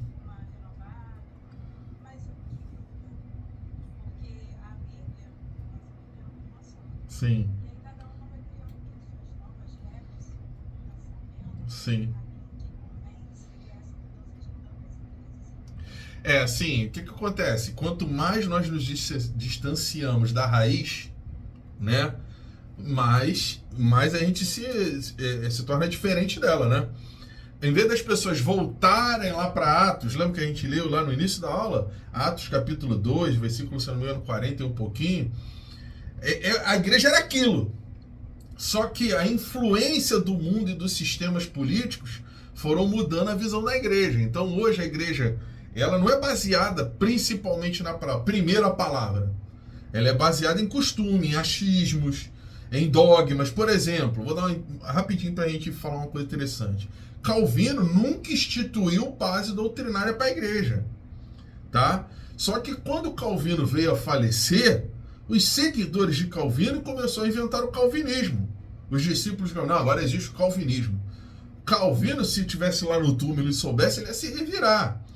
Por exemplo, Armínio era um calvinista. Aí Armínio, ele, não concordo muito com o que Calvino instituiu. Eu acho que o homem tem o livre-arbítrio. Aí começaram a seguir Armínio.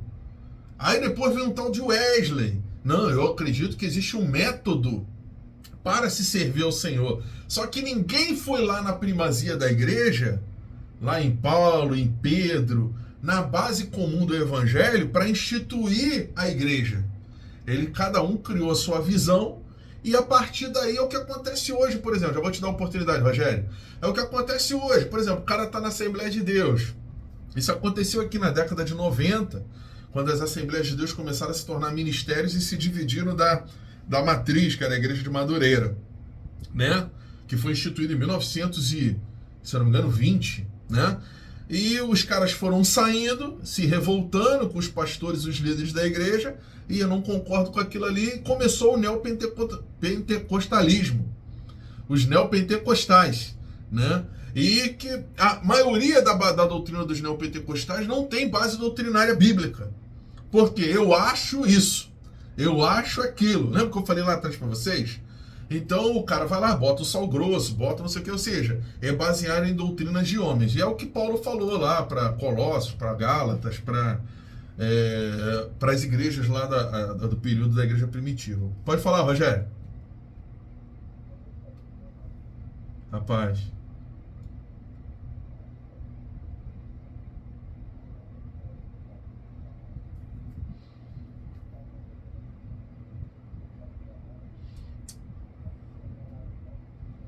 Glória a Deus.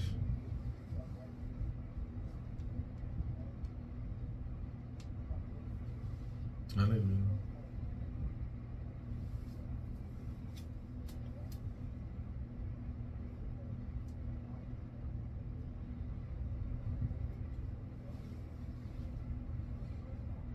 Sim,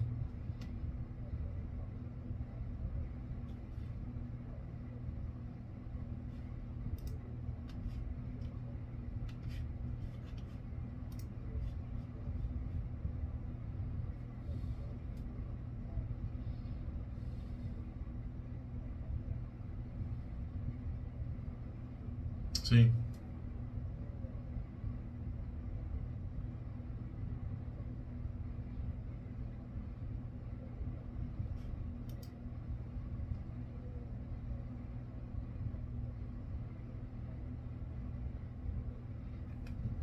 Muito boa a tua pergunta, cara. E muito difícil de responder, mas eu vou tentar ser o mais objetivo possível. É, na minha visão teológica, assim, não querendo dizer que é o que eu acho que é o que é, né? Mas com base na palavra, eu acredito que a mesma coisa que aconteceu com Israel vai acontecer com a igreja, né?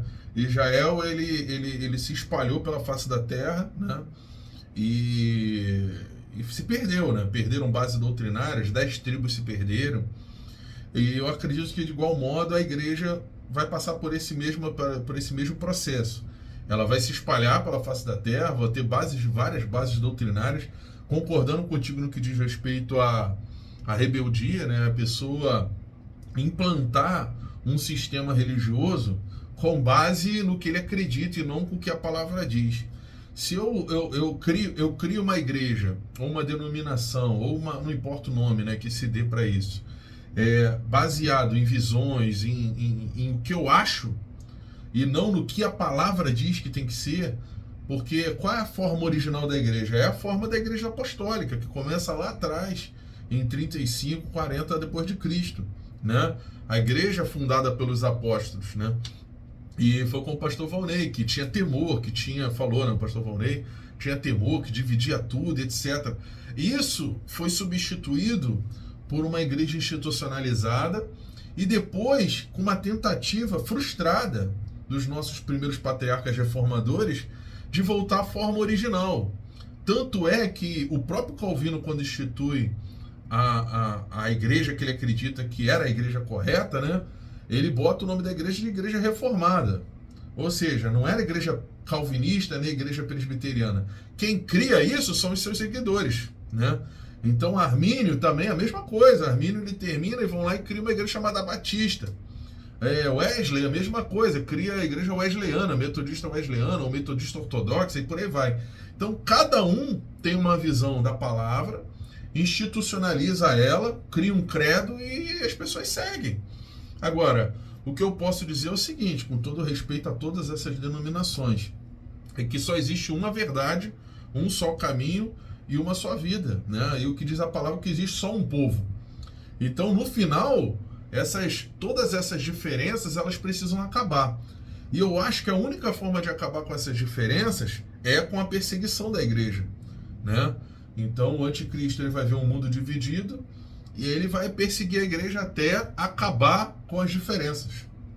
Então, assim, em resposta ao que você falou, eu acredito que essa seja a forma mais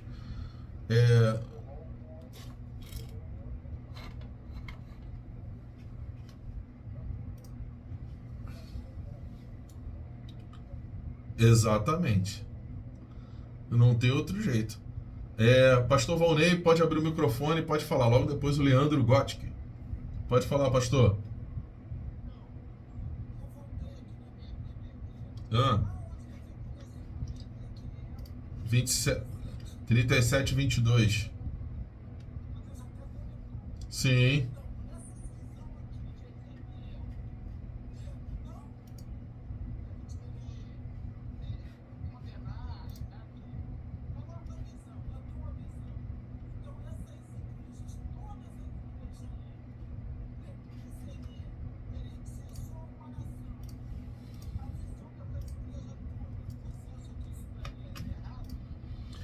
pastor, assim, na minha visão, não chega a ser errado, né? Mas não é o que Deus deseja.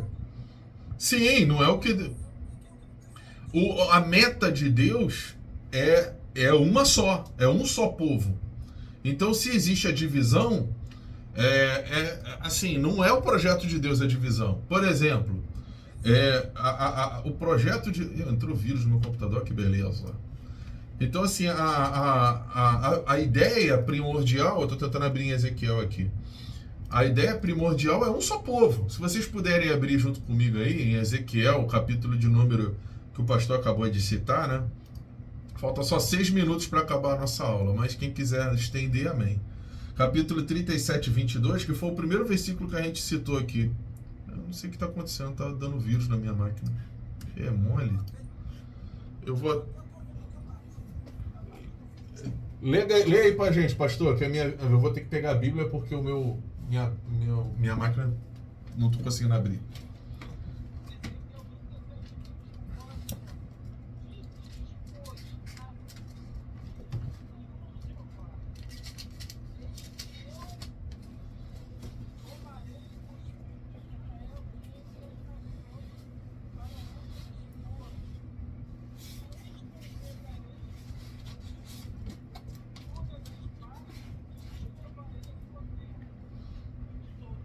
Sim.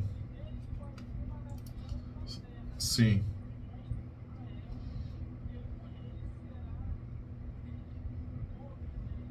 Sim.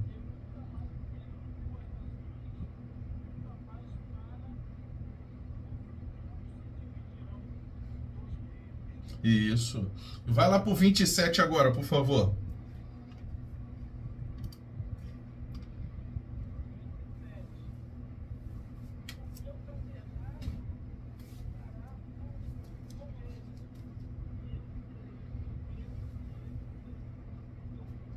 Amém. Então, assim, é exatamente isso.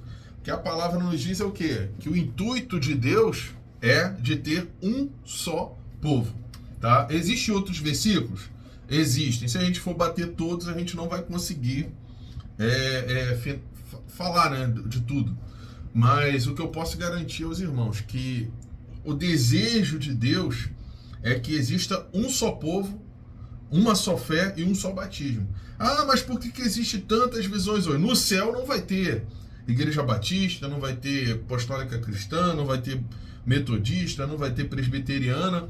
O que vai ter vai ser só uma só fé, um só batismo, um só povo, irmãos.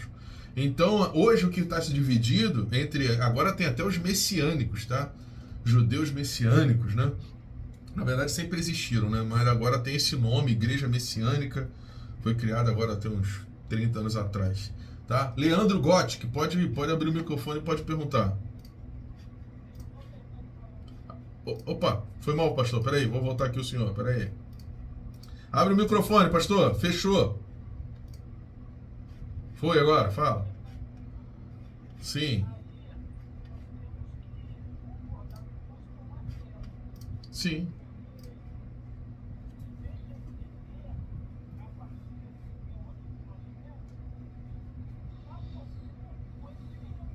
Claro.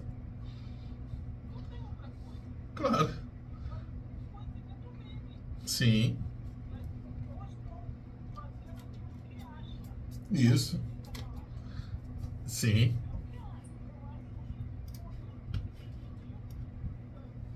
Exatamente. Amém. Exatamente, pastor. Vamos lá. Vai, Leandro Gótico, por favor, levanta. Pode abaixar a mãozinha. Leandro, pode falar, Leandro. Saiu, Leandro? Voltou. Fala, Leandro, pode abrir o microfone. Agora tô, pode falar.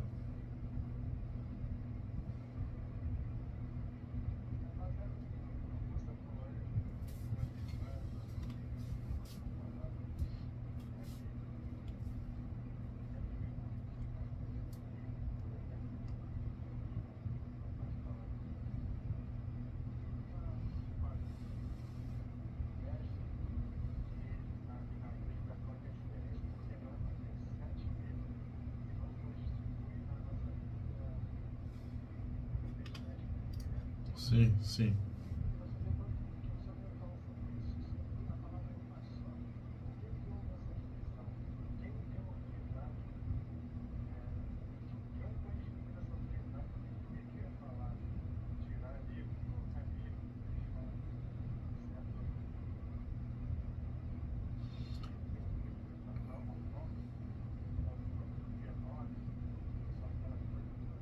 Sim.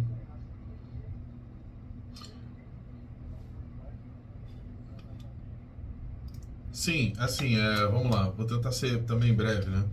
É, esses livros, todos os livros da Bíblia, eles foram instituídos em concílios, tá? Eles foram agregados a nossa, para chegar à nossa Bíblia atual, tá? E essa Bíblia atual, ela só foi realmente, de fato, existir em 1500 e um pouquinho já.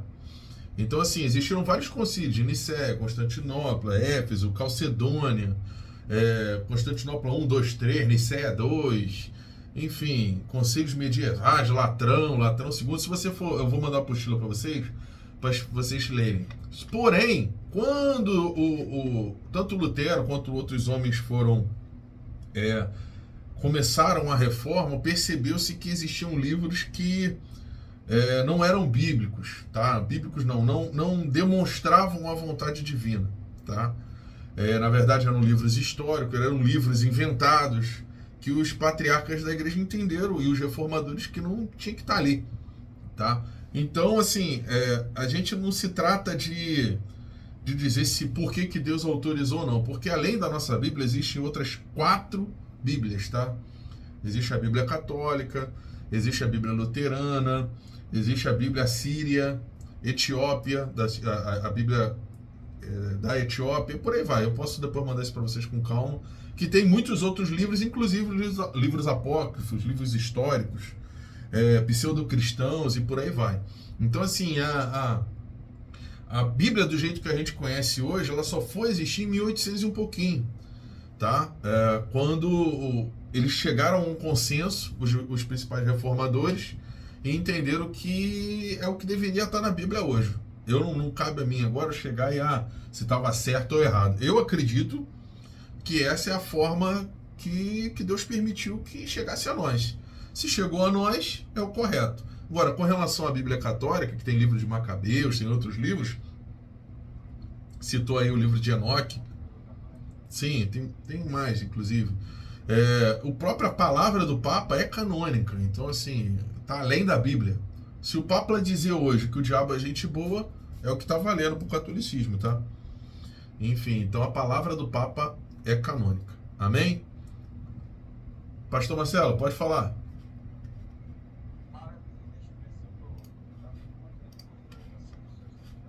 Amém.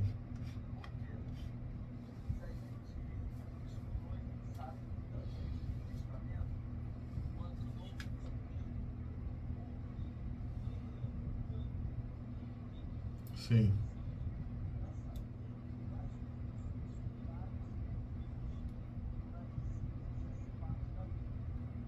Sim.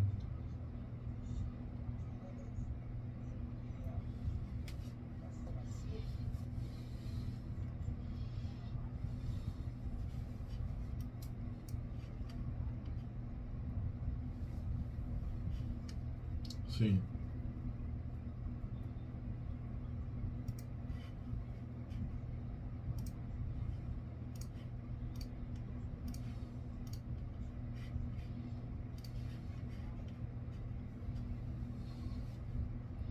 Sim.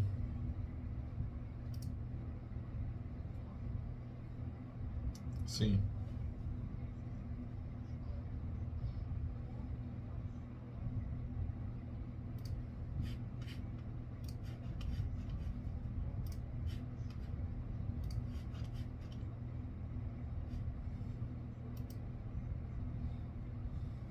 Sim.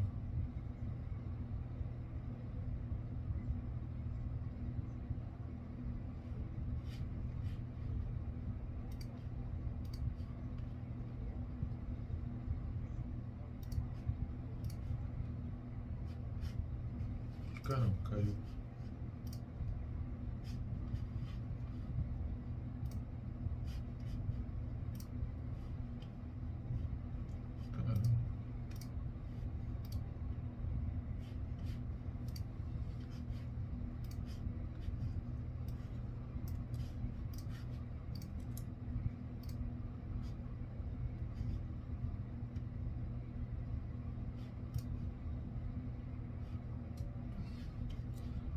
Voltei. Caí aqui do nada. Voltei.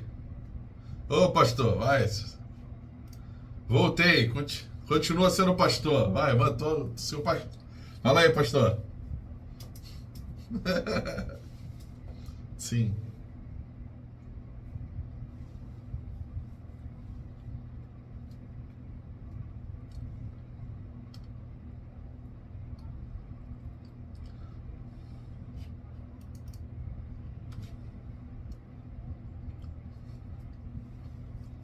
Exatamente.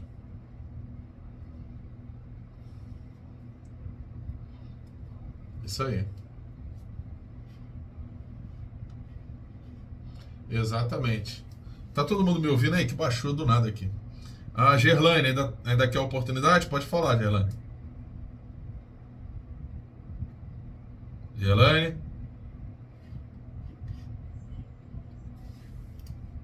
Pode falar. As teses de Lutero. Você diz o que? Na apostila?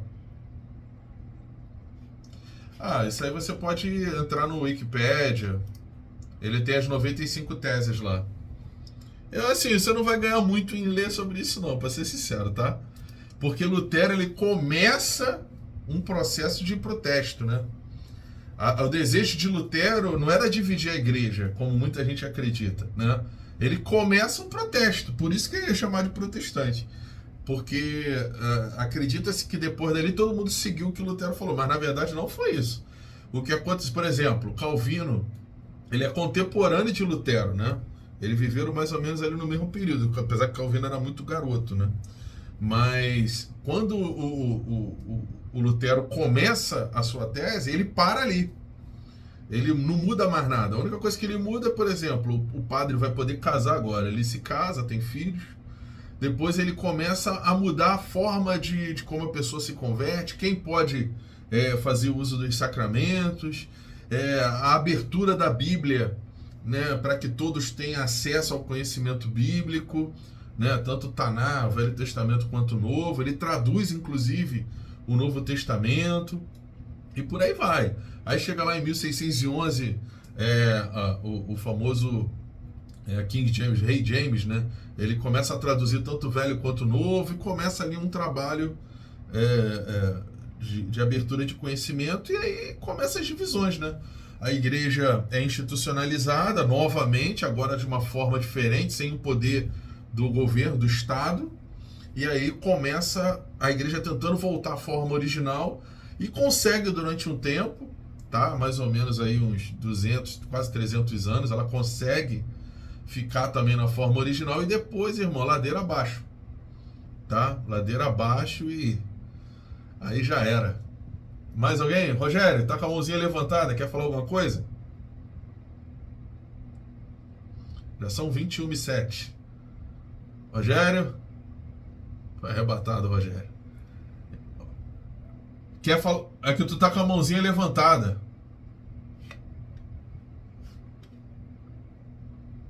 Ah, então amém. Então amém. Vamos finalizar então nossa aula aqui. Eu vou finalizar a aula da seguinte forma, pessoal. Aqui, vou mostrar para vocês aqui o finalzinho da nossa apostila. Deixa eu ver se ela aparece aqui. Vou mostrar, não aparece.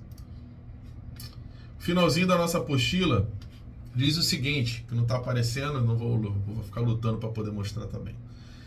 Hoje no Brasil se dizem cristãos cerca de 86,8% dos brasileiros, sendo católicos 64,6%. Evangélicos já são 22,2%. Isso representa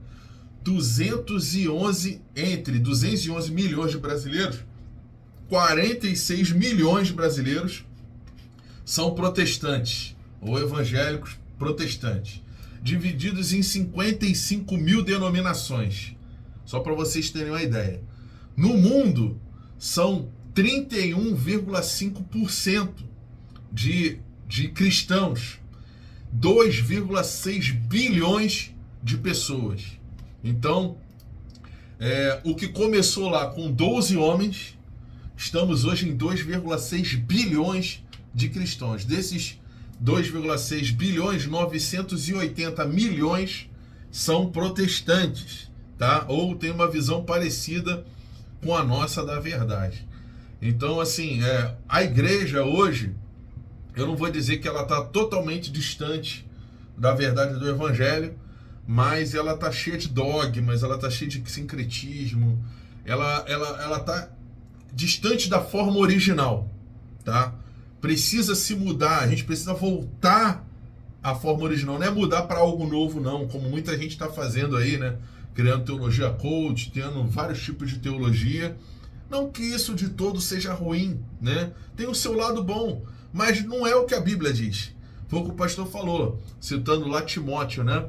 Cada um procura o líder que é mais conveniente para as suas conveniências, para a sua visão de vida, né? Esse é o grande problema. A palavra não tem que se adaptar a nós. Nós é que precisamos nos adaptar à verdade do evangelho, irmãos. Então, para a gente finalizar aqui, eu passar de novo para o pastor para ele fazer as suas considerações também, igual lá na igreja a gente faz, eu queria dizer para vocês o seguinte, que não é do seu jeito, não é da sua forma, não é do meu jeito, é do jeito que Deus quer. Então não existe uma fórmula mágica que a gente cria agora, não, vamos fazer uma fórmula. Não, irmãos. Se é para ser difícil, a gente precisa viver o difícil. Se é para ser complicado, a gente precisa viver o complicado. E a gente precisa voltar à forma que a igreja tinha, onde todos tinham tudo em comum, onde todos desejavam dividir, todos desejavam buscar a verdade como um único caminho. Não é à toa que era a forma que se dirigiam os cristãos, os primeiros cristãos, né? Eles dirigiam como o caminho, aqueles que fazem parte do caminho. Porque só existia uma verdade, não existia várias igrejas, várias denominações. Então vai chegar um momento que Deus vai se utilizar de alguma forma, de algum meio, que eu não sou a pessoa mais indicada para dizer, mas o que eu acredito que é o que aconteceu com Israel. Israel foi perseguida até o final. Hoje só existe os judeus ortodoxos e os tradicionais, irmãos. Ou seja, o cara que é mais tendencioso a buscar a verdade ou mais tradicional. Mas acreditam na mesma coisa. Então eu acredito que hoje, de igual modo, algum momento vai acontecer que a plenitude dos gentios vai chegar e que Deus vai começar a derramar suas taças de ira e a igreja vai precisar voltar à forma original, senão toda ela vai se perder, irmãos. Então a gente precisa abrir mão do que a gente acredita, a forma que a gente vê a verdade, para viver a verdade do evangelho. Não o que eu quero, mas o que a Bíblia diz que eu tenho que querer. Amém? Então, se ninguém tem mais dúvida, eu passo para o pastor para ele finalizar aí o nosso estudo de hoje.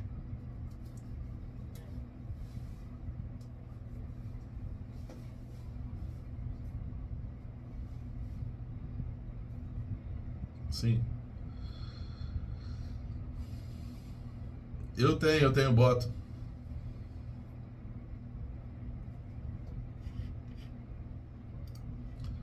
É uma boa.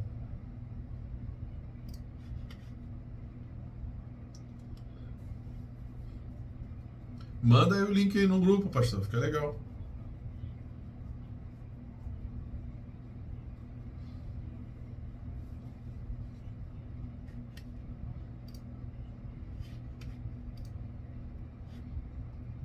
É. Sim.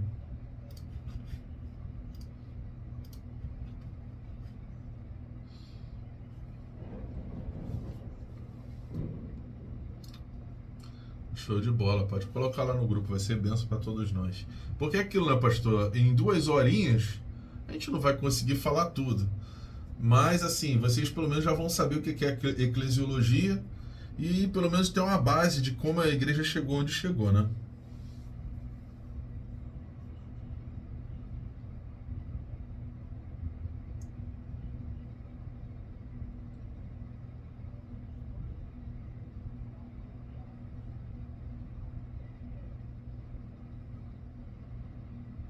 Amém. Então, fechado. Podemos, pastor? Vamos só fazer uma. Só pode então fazer uma oração aí para a gente poder fechar? Amém.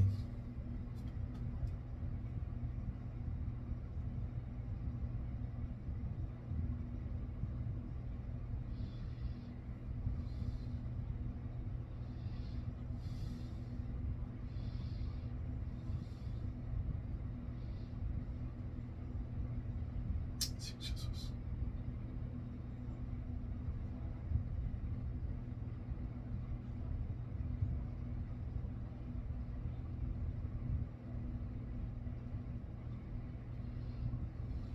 Sim, Pai.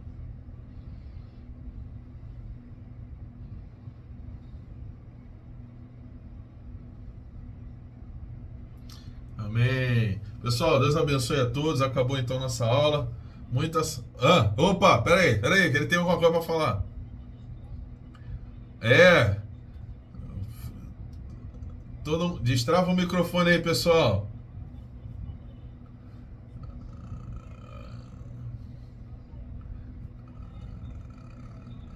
Amém. Amarás o Senhor teu Deus de todo o teu coração. Deu um delay.